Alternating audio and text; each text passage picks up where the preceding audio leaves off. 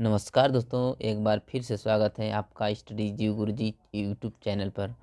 लेकर आ गए हैं नए वीडियो के साथ और नई सरकारी नौकरी समाज कल्याण विभाग रिक्रूटमेंट 2026 आने वाले वर्ष की सबसे महत्वपूर्ण सरकारी भर्तियों में से एक मानी जा रही हैं। ये भर्ती उम्मीदवारों के लिए एक शानदार अवसर है जो सोशल वेलफेयर डिपार्टमेंट में अस्थायी और सम्मानजनक सरकारी नौकरी की तलाश में है। इस बार विभाग द्वारा बड़ी संख्या में पदों पर नियुक्ति की तैयारी की जा रही है ताकि समाज कल्याण योजनाओं को जमीनी स्तर तक अधिक प्रभावी तरीके से पहुंचाया जा सके। आपको स्क्रीन के माध्यम से दिखा रहे हैं यहाँ पे जो डिटेल में आपको और इन्फॉर्मेशन जो साइड में दिया है, जो डिपार्टमेंट क्या है यहाँ पे, तो समाज कल्याण विभाग social welfare department.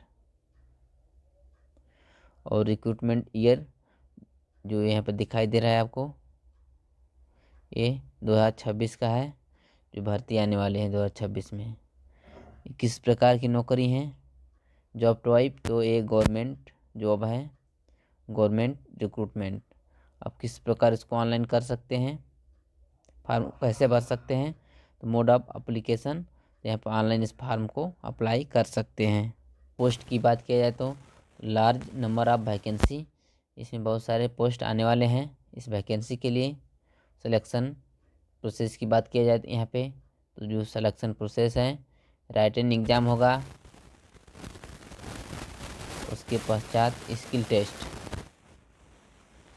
Job location की बात की जाए, जॉब आपका लोकेशन कहाँ रहेगा, जॉब का स्थान, तो स्टेट आपके राज्य में और आपके डिस्ट्रिक्ट में लेवल ऑफ ऑफिसर के रूप में हो सकता है।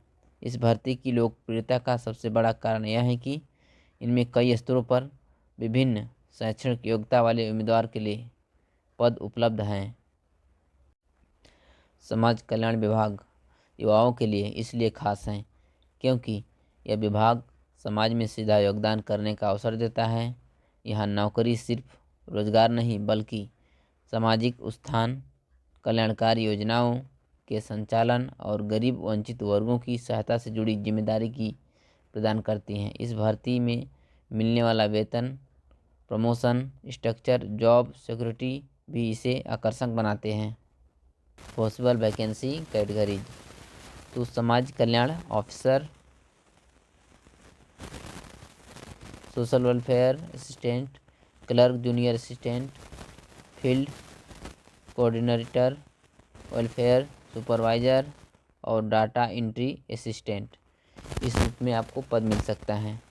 हर पद के लिए क्वालिफिकेशन और स्किल रिक्रूटमेंट अलग होगी, जिससे सभी प्रकार के उम्मीदवारों को आवेदन करने का मौका मिलेगा। एजुकेशन क्वालिफिकेशन की बात किया जाए तो भिन्न पदों के लिए अलग अलग योग्यता तय होगी। आमतौर पर आवश्यक योग्यता निम्न है जो आपको नीचे दर्शाई गए हैं। तो आपको सामान्य रूप से 12 पर आवश्यक योग्यता निम्न है जो आपको नीचे दर्शाई गए हैं। तो आपको सामान्य रूप से 12th पास होना चाहिए, अर्थात 12 पास आपको एंट्री मिलेगी। इसमें आपका लेवल रहेगा, एंट्री लेवल का पोस्ट मिलेगा।